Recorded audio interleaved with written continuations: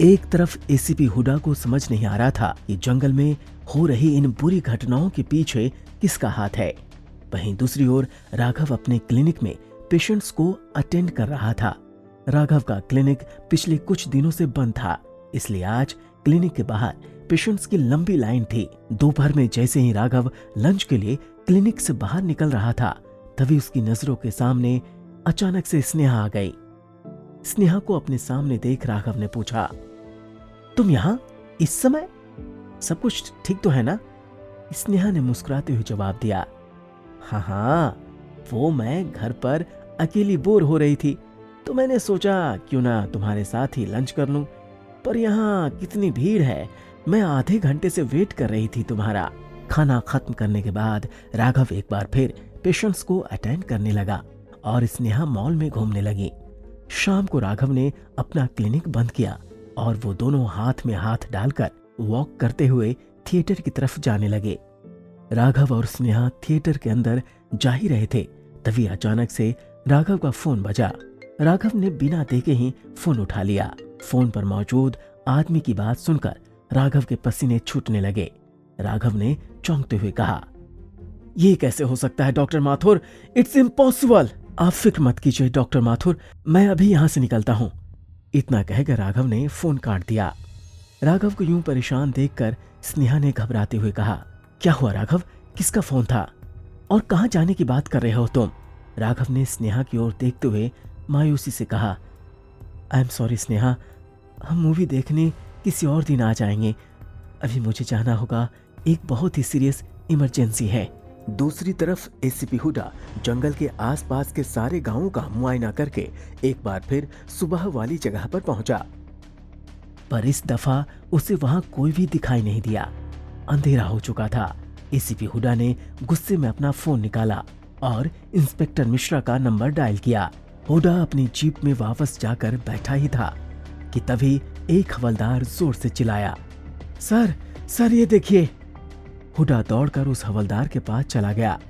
हवलदार ने अपनी टॉर्च का इस्तेमाल करते हुए जमीन पर थोड़ी रोशनी बिखेरी तो उन सबको एक आदमी रेंगता हुआ नजर आया।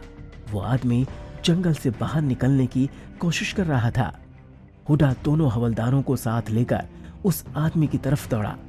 उस आदमी के नजदीक पहुंचते ही एक हवलदार ने उसके चेहरे को गौर से देखते हुए कहा, सर ये तो कांस्टेबल घनश्याम है। एसीपी हुडा ने जमीन पर पड़े घनश्याम की हालत देखकर कहा, घनश्याम? घनश्याम क्या हुआ तुम्हें? मिश्रा कहाँ है? राक्षस, भूत, जंगल में भूत। ये बड़बड़ाते हुए घनश्याम बेहोश हो गया। एसीपी हुडा ने पास खड़े दोनों हवलदारों से तेज आवाज में कहा, जल्दी इसे जीप में डालकर हॉस्पिटल ले चलो। ये सुनते ही बाकी दोनों हवलदार घनश्याम को उठाकर जीप की तरफ ले जाने लगे। एसीपी हुडा ने अपनी गन निकाली और उसे हाथ में कसकर पकड़ते हुए जंगल में अंदर की तरफ चलना शुरू कर दिया। कुछ कदम चलते ही उसे कुछ आहटें महसूस हुई। उसने जंगल को थोड़ा घूर कर देखा तो उसे अपने सामने लाल आंखें दिखाई दे रही थीं।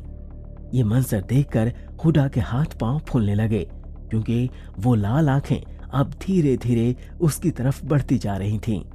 हुडा ने अपनी गन से फायरिंग शुरू की तो अचानक से उसे ढेर सारी लाल आंखें दिखाई देने लगी। उधर राघव डॉक्टर माथुर के बुलाए गवर्नमेंट हॉस्पिटल में पहुंच चुका था। इमरजेंसी वार्ड के अंदर घुसते ही राघव ने उन बेजान पड़े इंसानों को देखा। पूरा वार्ड उन लोगों से भर चुका था। कई पेशेंट्स तो जमीन पर पड़े थे क्योंकि उन्हें बेड तक नसीब नहीं हुआ था। राघव वहां उन पेशेंट्स की हालत देखकर अफसोस कर रहा था। तभी उसे एक आवाज सुनाई दी, थैंक गॉड तुम आ गए राघव, कम विद मी।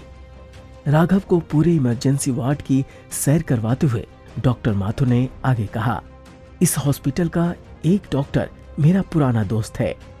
उसने मुझे मदद के लिए यहाँ बुलाया था। मैंने हर एक टेस्ट करके देख लिया, अलग अलग तरह की दवाइयाँ इस्तेमाल करके देख ली, पर कोई फायदा नहीं हुआ। जिंदा लाश बन चुके हैं ये सब के सब। इन सब की रगों में खून ही नहीं है, दिल भी नहीं धड़क रहा, पर ताज्जुब की बात है कि सांसें चल रही हैं। डॉक्टर माथुर की बात सुनकर राघव ने अपने सामने लेटे एक पेशेंट को अपनी आंखों से स्कैन करना शुरू किया। उसे स्कैन करते ही राघव के होश उड़ गए। डॉक्टर माथुर की बताई हुई हर एक बात सही थी। पेशेंट को स्कैन करने के बाद राघव ने एक बात और नोटिस की कि उसकी गर्दन पर किसी के काटने का निशान था।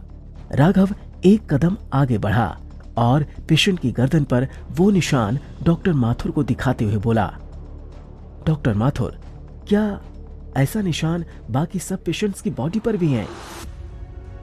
क्या होगा जब राघव का सामना इस शैतानी फौज से होगा? क्या राघव इस मुसीबत का हल ढूंढ पाएगा?